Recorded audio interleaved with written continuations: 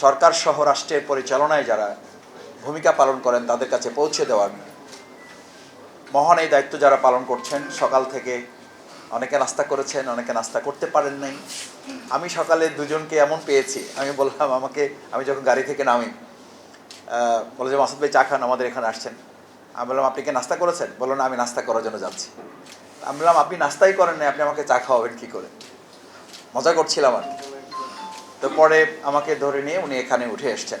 তা আমার ধারণা ইনি এখনও নাস্তা করেন নাই, কারণ উনি আমাকে নিয়ে এখানে ঢুকে আসছেন এবং উনি এখনও এখানে আছেন।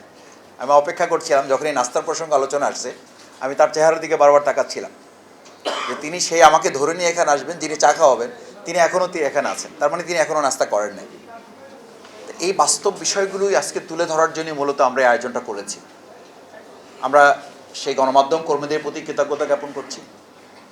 সাথে প্রথমত একটা কথা বলি, দেখেন আজকে আমরা এখানে সংস্কারের কথা বলেছি। একটা সময় ছিল আমাদের সমাজ, আমাদের রাষ্ট্র ইসলাম ফোবিয়ায় ভুগত। এখন আমরা ইদানিং লক্ষ্য করছি, আমরা আমাদের বর্তমান সরকারকে দেখি তারা সংস্কার ফোবিয়ায় ভুগছেন।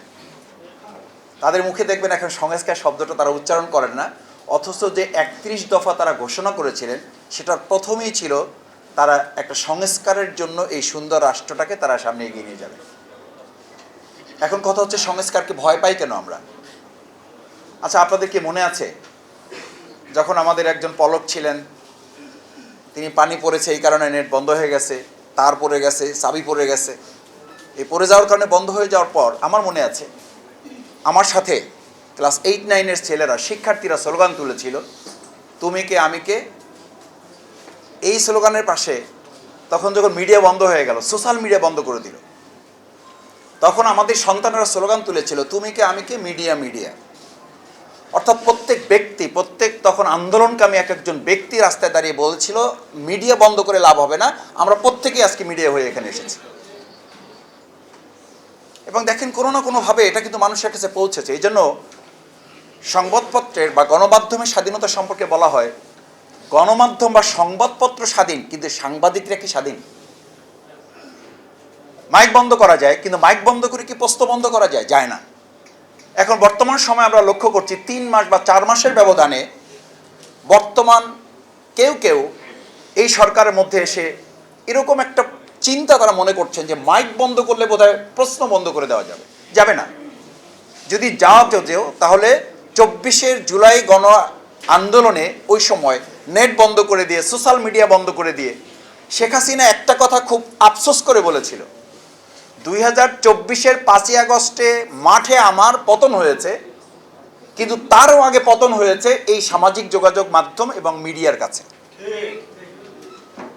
এবং সেই শক্তিশালী মিডিয়াকে আজকে আবার নতুন করে রিফরমেশনের জায়গায় যদি আমরা সংশোধনের কথা বলি, আপনারা জানেন বিরোধী দলকে বলা হচ্ছে সংস্কার না, আপনারা সংশোধন কমিটি করা হয়েছে, যে সংশোধনী কমিটিতে আসেন। আরে বাবা, রাস্তার দিকে তখন আপনারা তাকান নাই। এই জন্য বলা হয় যে 15 বছর বাইরে থাকলে এই আন্দোলনের রাস্তায় কি হয়েছে এটা তো আপনার চোখের সামনে নাই, আপনি বুঝবেন না। তখন আমাদের কেউ রাস্তায়, আমাদের সন্তানেরা এটা লেখেন নাই সংশোধনের কাজ চলিতেছে, বিকল্প রাস্তা ব্যবহার করুন।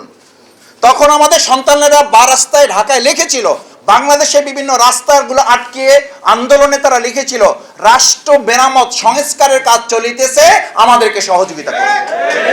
সেই সংস্কারটা হঠাৎ হয়ে গেল কেন? সেই সংস্কারটা থেকে আমরা নিজেরা হঠাৎ করে নিজেদেরকে লুকিয়ে ফেললাম কেন? লুকিয়ে ফেললাম এই জন্য, আমি সাংবাদিকতা বা যারা করেন ওই আপনাদের সাথে থাকতে থাকতে ছোট ছোট কিছু বিষয় শেখার চেষ্টা করেছি। সেখানে আমরা শুনতাম, বলতেন যে দিনে আজকে 1000 শিশু জন্মগ্রহণ করেছে, ইজ নট নিউজ। নিউজ হচ্ছে একটা শিশু মারা গেছে, এটা হচ্ছে নিউজ। এখন আমাদের সময় এই 4 মাসেও লক্ষ্য করছি একটা উন্নয়নের মিডিয়া রোল তৈরি করার জন্য, আরে ভাই রাস্তা হচ্ছে, এইটা নিউজ না। আমি আমার এলাকায় মাঝে মধ্যে যারা সোশ্যাল মিডিয়ায় কাজ করেন, আমি বললাম ভাই আজকে রাস্তাটা উদ্বোধন করলাম, এটা ভালো করে দিলা না তো?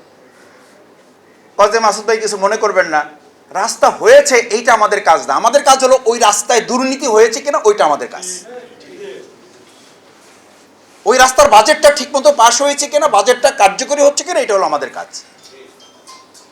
আমরা এখন মিডিয়ার ব্যাপারে শুনি, গণমাধ্যম সংস্কারের কথা আমরা বলেছি কেন? সংস্কারের কথা বলে সেই জন্য যে আজকে আমাদের যে ন্যায্যতার কথা বলা হয়, প্রাপ্তির কথা বলা হয়, প্রাপ্তি যদি নিজেদের বাস্তবায়ন করতে হয়, গণমাধ্যম সংস্কারের প্রশ্ন তো পরে আসবে। যদি রাষ্ট্র সংস্কারের প্রশ্নেই আমরা একমত না হই, সংবিধান সংস্কারের প্রশ্নেই যদি আমরা একমত না হই, সংশোধনের জন্য যদি আসি, তো দাড়িকমা সেমিকোলন পরিবর্তন করে সর্বাঙ্গে ব্যথা ওষুধ দেবে কোথায়, এরকম একটা রাষ্ট্র আপনি সংস্কার করতে পারবেন না।